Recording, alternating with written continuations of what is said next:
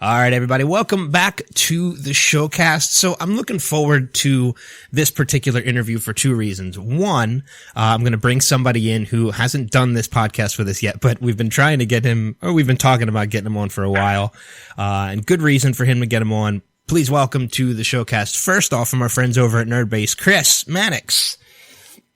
And, hello. And bringing him on for a very important reason, which I'm sure we'll get to at one point during the interview. Our interviewee already knows the reason, but we'll make mention of it again. She's been in films such as Django Unchained, Hateful Eight. You can see her on television. She was part of American Horror Story, True Detectives, so many great things. Please welcome to the podcast, Miss Dana Gourrier. Dana, thanks for spending some time with us. No, it's absolutely my pleasure. Thank you for having me. Yeah, no problem. So, where are you calling us? Are you on West Coast? Are you East Coast? I know I think you're from New Orleans. Is that where you're calling us from? That's right. I'm born and raised from New Orleans, and I'm actually calling you from Los Angeles, Mid-Wilshire to be exact. Oh, okay. So yeah. I'm sure, are you like a West Coast gal now, living out there? I think so, yeah. I've relocated. Yeah. Most people do, I guess, when they get... Well, to some degree. My heart and I actually still do live in New Orleans, but I spend a lot of time. Okay. I guess you could say I'm bicoastal or tri-coastal in some ways, because I spend a lot of time in New York, too. Well, I mean, it makes a little sense. I mean, because looking at your IMDb page, you're still relatively new to the industry, aren't you? I mean, you've only been doing it for 4 or 5 years, maybe? About 5 years now, almost 6, yeah. Okay. Mm-hmm. And if you look at some of the earliest stuff that you've done too, I mean, you look at Memphis Beat, which is, local to the area that you're from, and I'm never sure how to pronounce it, but is it Trem? You would know better than me, obviously. It's Treme. Treme, okay, which was an HBO series, correct? Yeah, about an actual neighborhood in the city of New Orleans that was actually called Treme. Okay. Mm-hmm. So, most recently though, we'll get into this obviously because I think this is the biggest topic to talk about. Hateful Eight, which is now, I think, still in theaters for the most part, up for a number of Oscar nominations. Not your first bout with Tarantino though. So, I have to imagine you enjoyed working with him the first time in Django. Oh, yeah, absolutely. Django was my first big budget film. And it was my first in a lot of ways as it relates to being a leading actor and sort of being a part of such an ensemble and such a big ensemble. I remember when I got my call sheet for the Hateful Eight, that very week I had run across an old call sheet for Django Unchained. And on the call sheet for Django, I was number 89, and on the call sheet for Hateful Eight, I was number 11. Which was, quite a jump. It was pretty extraordinary to kind of take it all in as it relates to it coming full circle to some degree. I'm still very much climbing, and there's a lot more I have to build. And for all intents and purposes, people haven't really seen what I can do as an actor and as an artist in general, because I'm also a singer. Because there aren't a whole lot of opportunities for women of color, and I think that's the conversation right now, how they're trying to diversify things, which is exciting. It's an exciting time, not just for people of color, but people in general, because there's a tremendous shift happening. Mm-hmm. So I'm excited about the prospect and the possibility of what could be next for me as an artist, as a performer, as an actress, as a woman, etc. But Quentin actually wrote the part for me in Hateful, which is, you can't get much more of an opportunity than that. Oh, no. Than an extraordinary director, writer creating a role for you. I'm not sure if that'll happen again in my lifetime, but it has happened, and I'm just super proud of it. I'm very, very honored by that. Yeah. Very honored by that. Well, if you look back at all of Quentin's movies, and I've seen most of them, if not all of them, because I'm a huge Tarantino fan. He tends to use a lot of the same people in his movies. So if you had the honor of Quentin writing you a part specifically for this movie, I'm pretty sure you're in good with Quentin, and we'll see you again in some future movies of his.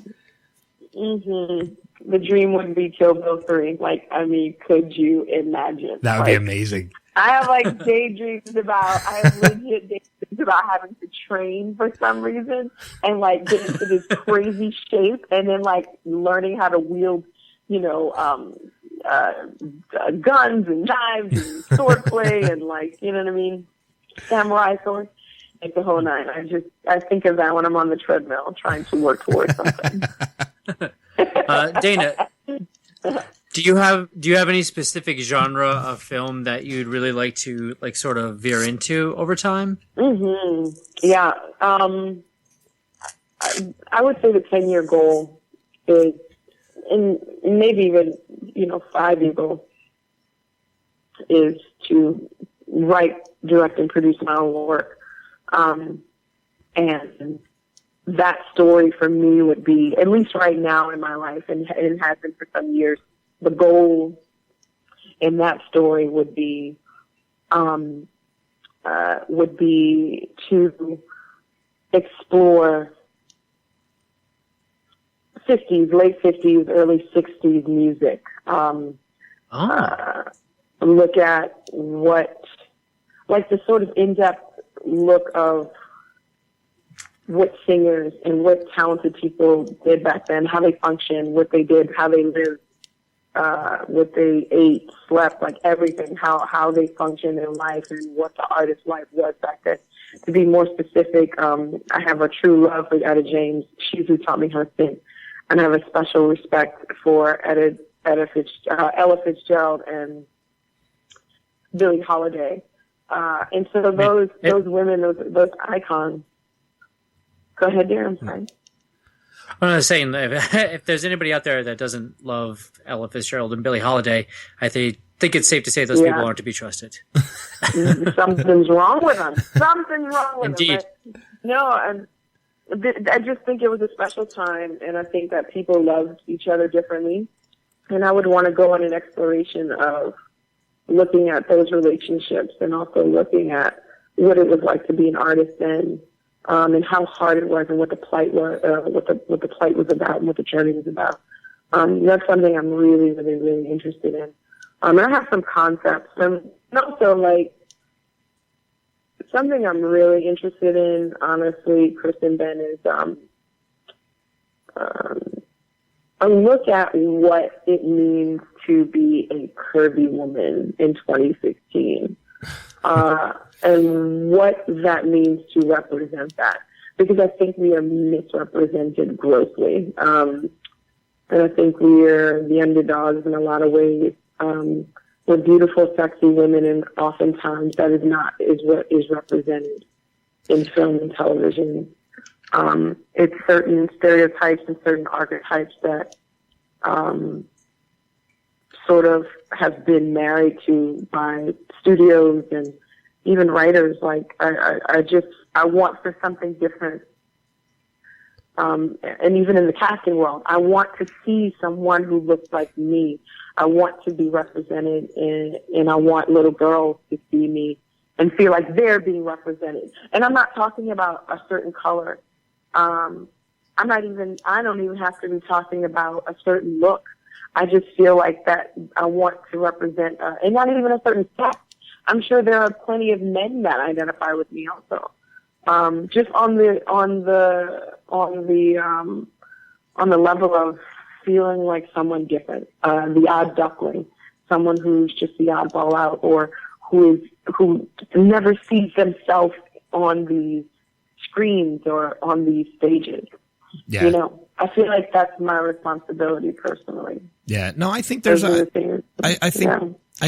think something like that is would be something to take a lot of pride into too. I mean, because you're right. I mean, you see certain type of, characters, like that kind of, I guess, bottlenecked into certain kinds of roles, and they never really get around that. I mean, a lot of times they're secondary characters or they're comedic characters and things like that. So, I mean, yeah, I think that's an outstanding thing to strive for. And I know I'm a huge fan of film. I've been a huge fan of film for a while, as I know Chris has as well. And I know for a fact I wouldn't mind seeing something like that as well. Well, the thing with guys is that we kind of did have that for a little bit in the 70s. You watch those old cop movies like Mitchell, where, you know, you had Joe Don Baker was a hard as nails cop with a beer belly, like could knock out another perp. But that back in the 70s, that was sexy, you know, like the big hairy chest and like maybe probably smelled like stale beer, and you know. Right, there's this new trend that they're calling it the dad bod. Yeah, And I it's saw sort that. of faux pas. But can I keep it real? I find some of these examples of the dad bod kind of hot. Like, I'm like, yeah, I like it. Yes. You know what I mean? I just think it's whatever you like. Like, all bodies are different. Like, sure, you love the cut up, muscly, you know, out the gym guy. You can't not look at that guy. He puts too much work in for you not to look at him. He's attractive. He's a good looking guy. But I also like your guys that are, for me, like, I noticed, like, and I don't know where we're going with this conversation, but let me just say this last little thing.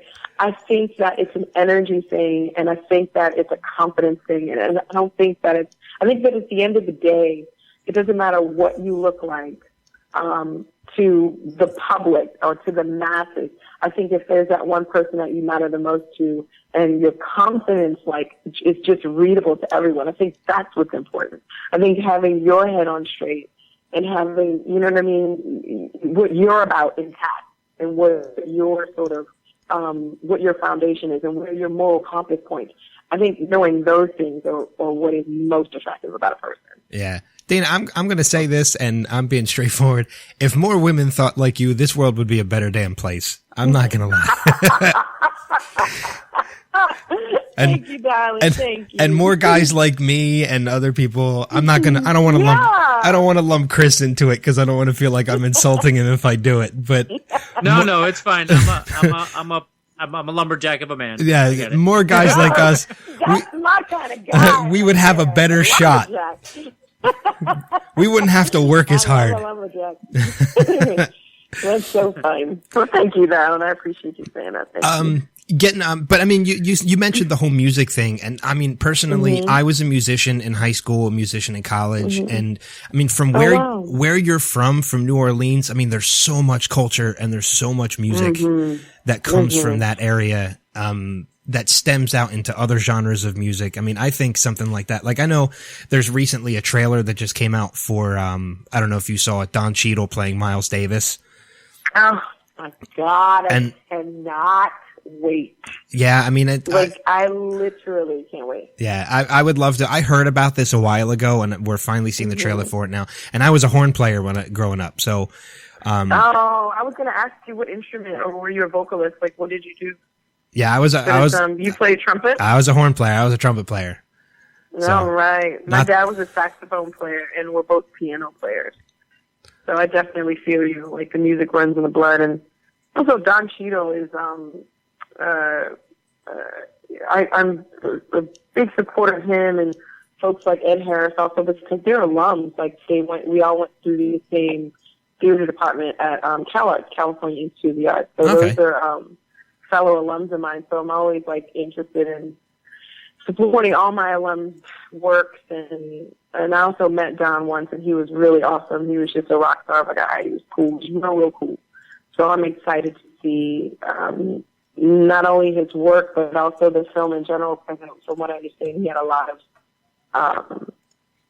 of input on the project as a whole. So I'm very excited to see it. Yeah, I am too. Absolutely. And to see another project, if you were to do it, years down the road, focusing on music and stuff like that. Like, I love seeing films like that. Like, I mean, those biopics, right? Yeah, I mean, I know it's a little bit of a different, it's a little bit of a different tone from, like the New Orleans culture and such. But I mean, I don't know if you saw the movie Whiplash, which was. I know. I mean, not only did I see it, I saw it, and when I was leaving the theater, because going to the movies is still one of my, literally, it's been since I was a child, it's one of my favorite things to do, but not just about seeing the film, it's the whole process of purchasing a ticket and then going to the counter to get your popcorn and your drink and your et cetera. And maybe if you're early, you play the basketball thing or the skeet ball machine thing or whatever.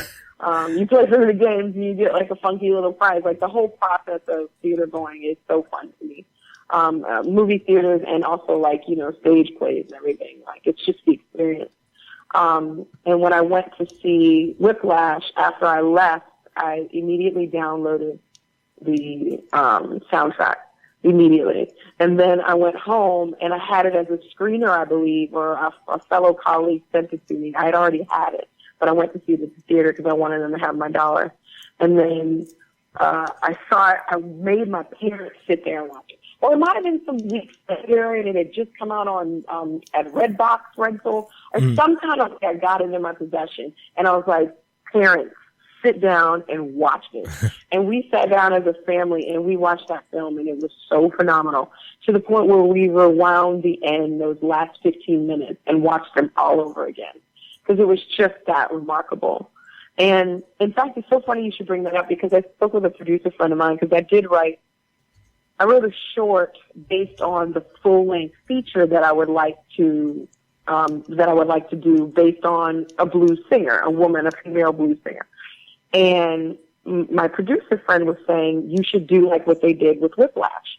Whiplash came about and obtained the money that it obtained from them shooting a short. They shot the short of that first or second classroom scene, and they only shot that. And they had the script written, and based on the short getting pushed around and passed around, the film got made.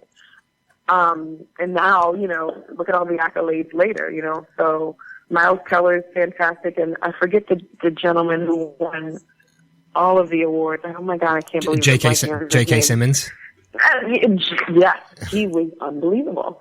What a remarkable movie, and what a way to go about getting, what a great way to get film made. It's not just about these big conglomerates and these big studios. I think the indie world, and particularly television and episodics, are going into a very new direction.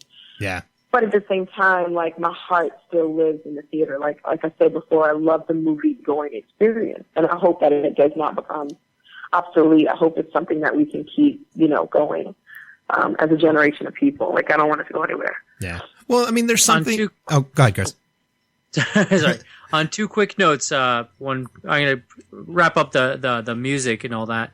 If you like, there's a documentary called A Band Called Death. Have you heard of it? I want to say I have, but I've not seen it, no. Yeah. It's a really fascinating documentary. It was about a band from Detroit in like the late 60s, early 70s. It was a group of brothers who started what was effectively, at the height of Motown, the first like punk band. And it's kind of a sad, heartbreaking movie, and it's a true story about how these guys, they loved the music, they played as a family, and the heart was in it, and it was the music that they made was amazing, but just the industry sort of killed them. It wasn't ready for them. Yeah. Right. And these tapes of their music just sat in an attic for 30, 40 years until very recently was rediscovered. So if you really want to see a wild documentary, I really highly recommend that. I would love to. Was the band people of color, or were they Caucasian folks, or? They were people of color. Yeah. They were black and folks. That's so the what reason kind why of. I'm asking that is to me that makes all the sense in the world, in the sense that Motown on its own back in the day was having its own struggle with the traditional sort of sound that they had, which, by the way, let's keep it real, is classic and bar none, and will never be replicated. Motown can't be compared to anything or anyone. Berry Gordy, Quincy Jones coming out of that, like all these brilliant musicians, groups, and the music that we have today has all been influenced by that. So let's just put that disclaimer out there. However, that specific sound from Motown struggled on its own. So I can only imagine like a group of a black punk rock band, like how, or even just setting a trend in that way. And who knows how far advanced they were, how much from a different time they were, and what they could have accomplished. But because the sign of the times will not dictate support for them, that makes all the sense to me. I absolutely want to see the documentary. And even if it was a band of color, people weren't ready for that sound yet. They just weren't ready for it. Not back then. No, definitely not. Yeah. No. On another hand, with Hateful Eight, you mentioned keeping, your heart in the theater. The Hateful Eight could so easily translate to stage. It's amazing. Yeah. That was what really fascinated me about it. I was watching a play filmed as a movie.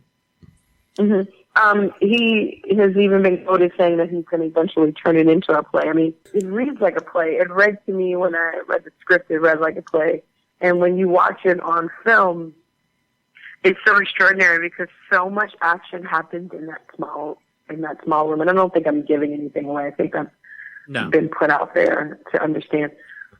It does. It feels like a play. It moves like a play. It tastes like a play. It looks like a play. And I, looking back at my experience now, it's just, what an extraordinary thing to be a part of, I mean, our team, all of them, everyone across the board, they're just some of the best in the business at what they do. And our set design, our scenic design, like production design, everything was just incredible. It even looked like you were on a stage when we were there in both Telluride and at the studios at Red over on Coina here in Los Angeles. What they built and created looked like a stage. Like it looked like we could set up chairs and open one end of the space and put on a play. Yeah. I mean, it's pretty extraordinary. And you mentioned the set design and everything else. I mean, when you sit and you watch that movie, it kind of shines on the brilliance of Quentin that it's every single piece of that set that you see has a part in that film, one way or another. Yeah. From the chairs to the fireplace to the jars of jelly beans, like everything has a spot in that film, and it's brilliant. Mm-hmm. And even the things that we as the characters don't readily use or immediately use, it's still there in the background for a specific reason, like even down to the red apple tobacco in the corner behind Demian Bashir's character when he's smoking during one of the movements when there's voiceover work done by Quentin.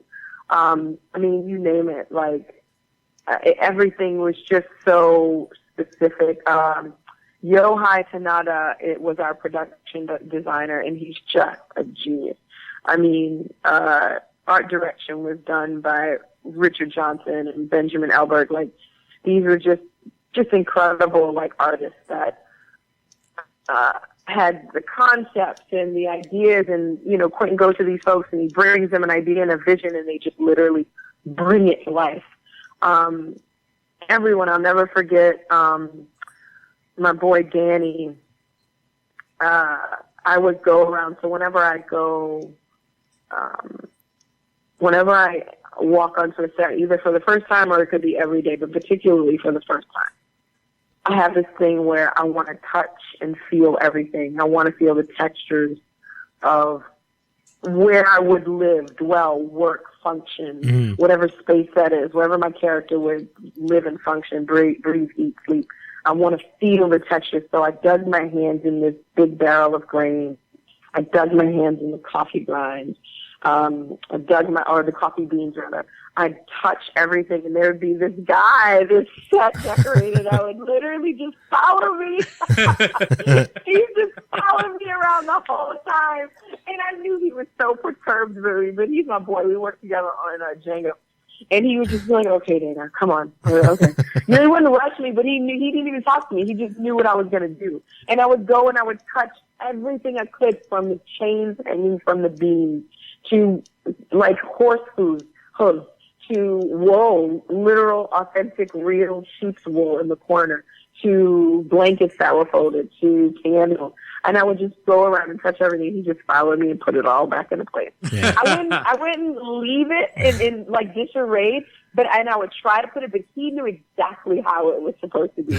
And so he was just like, just let me know when you're going to go on your journey, and I'll just come with you. It was like, because I just like to touch the things. I want to feel it in my hand. I want to smell like this jar of jelly beans. I want to like, you know, I might even want to taste one. I just don't want to see what this feels like. I want this butcher's knife in my hand that I'm going to use to cut up this chicken. You know, I want to feel this stuff. I want to be in it.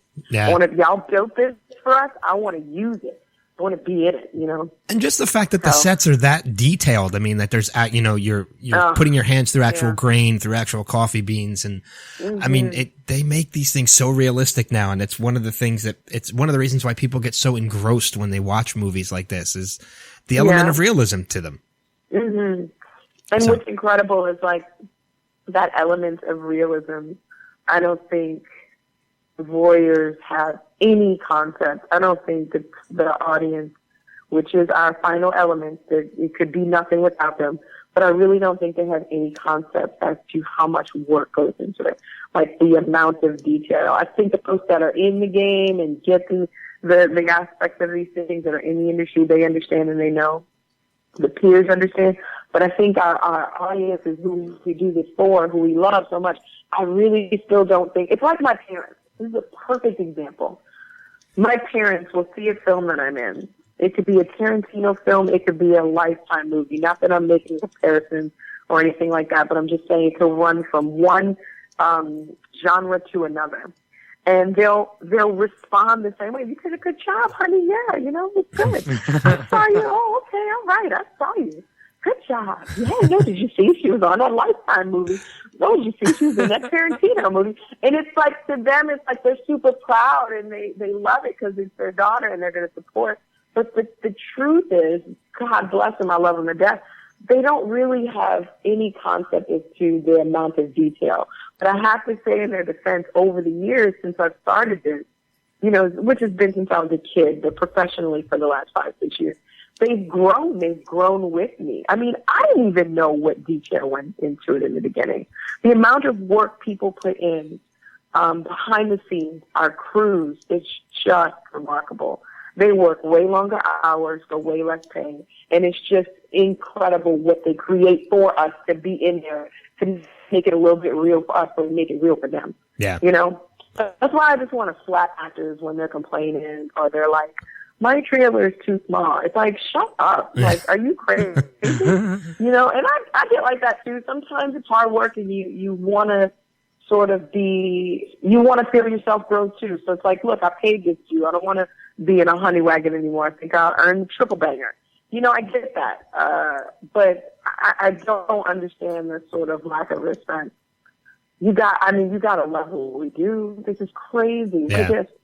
Right? Yeah. You know? Yeah. I know we're running a little short on time with you. I mean, we're already over what we had originally planned, but you know, we're having a good time. Oh my God, I talk so much, don't I? No, it's absolutely fine. Trust me, we love it when that happens. I'm sorry, Ben, before we let her go, because we maybe have spoke about this a little before. I just want to know who your favorite character in Hateful Eight was. Just out of curiosity. Oh my God. Do you know I've done about, 30 interviews and no one has asked, probably more, and no one has asked me that question.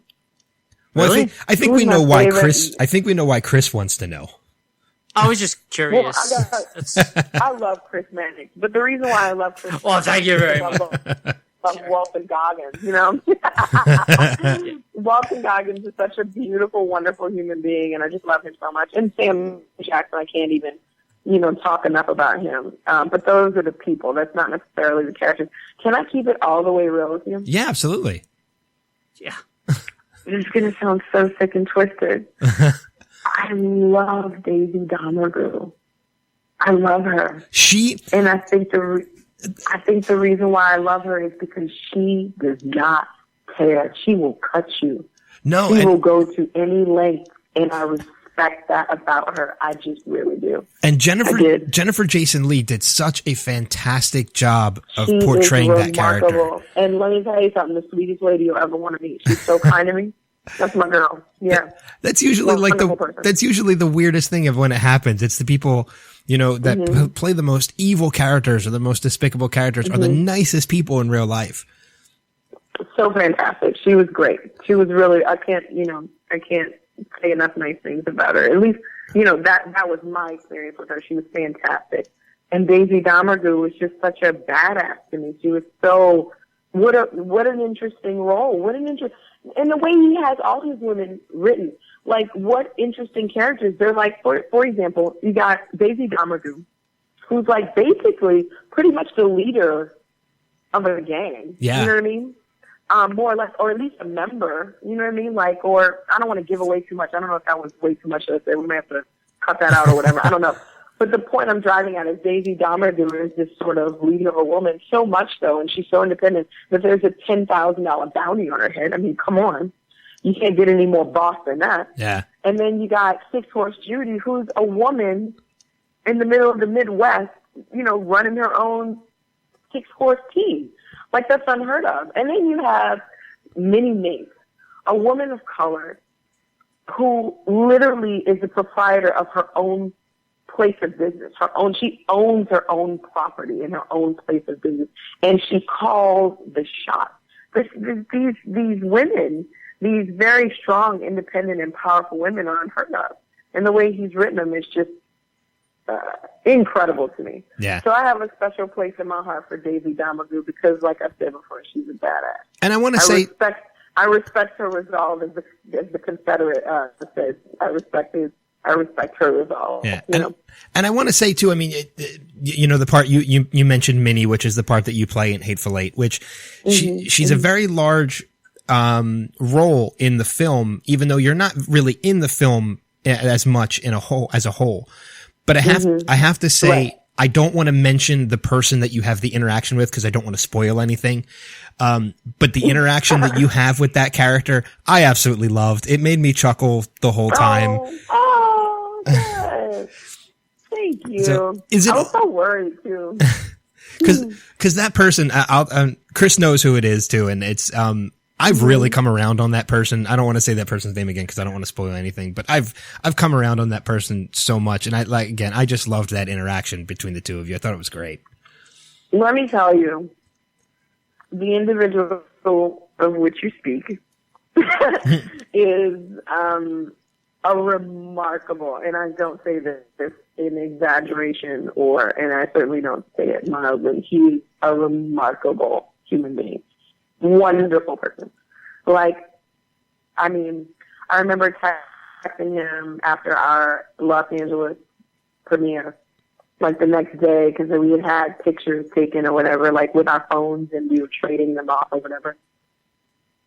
And I remember texting him saying, I'm just so happy it was you, and I'm just so proud of us, and I just couldn't have done it without you. And that's actually the truth. He made me feel so comfortable, so welcome, so warm. It was like he was my cousin. In fact, I think I texted him that saying, I think we might have been cousins, and they're like, why don't we be cousins in this one too? Yeah. And so we decided we were just going to be cousins. That's good. That's so nice. It's so great. He's a wonderful, wonderful person. Wonderful person. If you look at the people, I mean, you look back at some of the people, I mean, again, you've been doing this professionally for only about 5 years, but you look at some of the people that you've worked with, Jamie Foxx, Christoph Waltz, Samuel L. Jackson, you know, Michael Madsen, Bruce Dern, like all these people that are in this, and including Tarantino now, you know, as the writer and director. Is it almost surreal to you that you've gotten to work with this many people at this point? Yeah, let me tell you a quick story. Yeah, it's just, and it's not even just. I'm sorry, it's making me lose my words because it's just so incredible. Like Oprah Winfrey, Lenny Kravitz, Forrest Whitaker, like Angela Bassett, Jessica Lange. Oh my God, Jessica Lange. Like I don't understand how a person this new in their career has worked with the caliber of actors that I've worked with. And I'm not going to lie to you, I question myself and my ability every day. I think that's what keeps me driven and what keeps me like wanting to be better and wanting to learn more. Because look at the company that I've kept. Like, it's just remarkable. And trying to sort of keep up with them. Like, I'm really a firm believer that you are as good as your counterparts. And I feel the difference. I feel the difference when I'm with someone who is less seasoned versus people that are. and it makes you up your game. Like, all you ever want to do around folks like that have been in it and been at it for so long and that have done the level that you're on tenfold and then graduated, you know, it's just all you want to do is pay as much respect and like, endeavor to be, even remotely as good as them in the scene or in whatever moment that you all are doing, whatever moment that is happening. But I'll never forget, it was Django, the only person in my entire career that I've ever gotten starstruck by. Because I met Sam and Jamie and Christoph and all these folks on Django and all these other projects too. This is actually still true to this day. I've met plenty of remarkable actors, but the only person that I've ever gotten completely dumbfounded starstruck over was Leonardo DiCaprio. Oh. And when I met Leo, we were on the porch of Candyland. And I went to introduce myself, and I said, "Hi, my name is," and I forgot my name. I stopped speaking, and someone else picked up my slack and said something to him, and we glazed over because a couple of people were talking to him at the time. And I literally had to walk away and straighten myself up and just kind of take a deep breath. And I saw him over at Crafty, and of course there were like 2 people around him because there's always people around folks like that. And I walked right up. Actually, there's only one person, and a lot of times, actually, as the project progressed, there was no one around him. Like, people like left him alone, or he just kind of did his own thing. You know, Leo's real chill, real down to earth, real cool, very, very focused, very, very very about his business. But he's wonderful to work with. I went over to him. He was at Crafty. I went over to him, and I just said, "Hi. My name's Dana Gourrier. I'm so incredibly honored to be able to work with you." And that's all I wanted to say. And he was like, "What? You're so sweet." And I was like, "Thanks." And it's just like, "Okay, well, thank you, darling." Because he was speaking, he's working his dialect for the fire. And he rubbed my shoulder. He took me by the shoulder. He was like, "That's so sweet." He was like, "Okay, I'm moving on now. I don't want to do too much."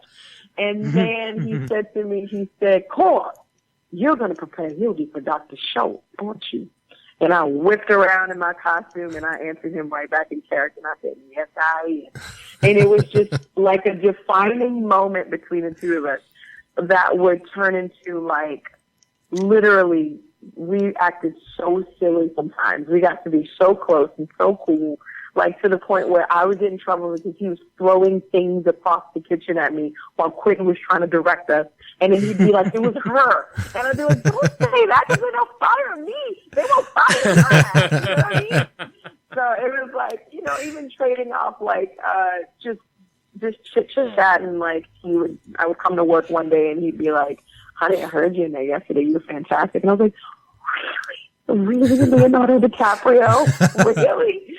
Like, it was just too surreal. That was incredible. And I just have such a huge love for him. And I'll never forget when we went to the New York premiere. He had about 30 people around him. This is when they were going to introduce us all and introduce us to the New York press. And he had like literally like 30 people around him. And I saw him, I was off to the side, and I said, "Oh, there he is." And he stopped, he looked, and he stopped the whole 30 people. And he walked over to me, gave me the biggest hug, and he says, "I'm so happy to see you. How are you?" And I'm like, "I'm good. I'm so happy to see you." And then we walked together to the entrance place of where Quentin introduced each one of us to go up and, like, you know, kind of like be received by the audience. And it was just like that moment where it wasn't just about set and it wasn't just about work. It transcended after. Like, he didn't have to do that. And he did, because that's the kind of person that he is. That's my experience with him. And I'm not going to lie to you. I hope he wins, the Oscar this year. It's long overdue. Yeah. Because he was absolutely brilliant. He was absolutely undeniable in The Revenant. I've never seen in my life a performance like that. Ever. I've never seen someone work that hard, because they went through it. Everything you saw, they went through. So, because one of our producers, James Scotchapole, which was one of our producers from Django Unchained, was the producer on The Revenant. So he had worked with Leo before. And I just know everything that, oh my God, why am I blanking? Yeah, What is the director's name? I forget the director's name. So disrespectful. I feel bad. You know who I'm talking about. I do. Yeah. Yeah. You know who I'm speaking of. The gentleman who, led the helm, was at the helm. He made them go through it. It's just a no-brainer. And I'm just excited for him. I hope that he wins. I truly, truly do. With all my heart. He deserves it like no one else. Well, I mean, the caliber of people that you've worked with, I mean, in the short amount of time that you've had a career, I'm sure it's to be said for your talent and of course your personality. I love your personality. You're so great to talk to. I love it. Aww. So. Thank you, darling. I appreciate that. You guys call me anytime. I'll come on your show anytime, no matter what. That'd be fantastic. Anything we can look forward to in the future that you got coming up? Yes, yes, there's Midnight Special coming out soon. That's a Jeff Nichols project. Sorry. Jeff Nichols project, starring Michael Shannon and Joel Edgerton, and a young man whose name I cannot remember, but he was in St. Vincent. He was the young boy in St. Vincent with Bill Murray. Another movie that I love. Yeah. Melissa McCarthy, who's my idol. I love her. But the young man is brilliant in the film, and Midnight Special is on its way out. No, not Joel Edgerton. Joel Edgerton plays either the father or the brother. But the young man whose name I can't remember. Jaden Lieberman? Yeah, that's it. I'm very into this movie. It looks like a really awesome, like sort of like creepy type of movie. I saw the trailers. Yeah. Jaden is special though. I've never in the entirety of my career thus far worked with someone so professional. He was so on point. This kid was like, and at the time I think he was like maybe 8. He might have been 10. Fantastic. Also Adam Driver's in it. I'm excited for it to be released. Also Kidnap with Halle Berry will come out soon. And then I just finished a project called Heart Baby, an indie film, written and directed by Angela Shelton, which I'm just so honored to have been a part of. What a great love story. It's a brilliant piece. She's worked on it for 5 years, and it's essentially about a boxer in the prison system who's so very good that he's offered a shot to represent America in the Olympics, and in exchange he'll get a reduced, if not wiped clean prison sentence. Oh, wow. But he chooses not to take it, and the story is surrounded by those reasons. Great cast, fantastic crew. I had a blast, and then I got to shoot it in my hometown. We were in New Orleans. I was there for 3 weeks on location. That was so much fun. It was really cool. And then it kind of segued right into Mardi Gras because it's Mardi Gras season right now. So I got to catch a few parades and catch some beads and do my thing. Yeah. So, that's something I would love to do too. I'd love to go to Mardi Gras at least once in my life. You must. You have to. It's like a mathematical certainty that you need to go. Like, for real. You gotta go. Actually, and let me know when you go, and we'll all go together. There you go. I just recently talked to a fella in Alabama, and I did not know this until recently, that Mardi Gras actually started there and then slowly moved to New Orleans. That is not true. I'm not accepting that for truth. Absolutely not. No. I looked up. There's some small truth to it. No, I don't want to. No, say it yourself. No way. Fair enough. Alabama. Mobile, Alabama. I'm kidding. I'm kidding. Well, it's such a pleasure to chat with you guys. Yeah, what a fun interview. I had a blast with y'all. We had an absolute blast with you, Dana. We're absolutely going to watch your career. I'm sure we have not seen the last of you in the slightest. I hope so. I hope it's just the beginning. And we definitely want to thank you for joining us on this. This was a great time. Thank you, darling. Y'all take care. All right. Chris, thanks again for joining us on this too. Absolutely. Anytime, buddy. And we'll have you back. But for right now, we're going to take another break, and we'll be back with the showcast right after this.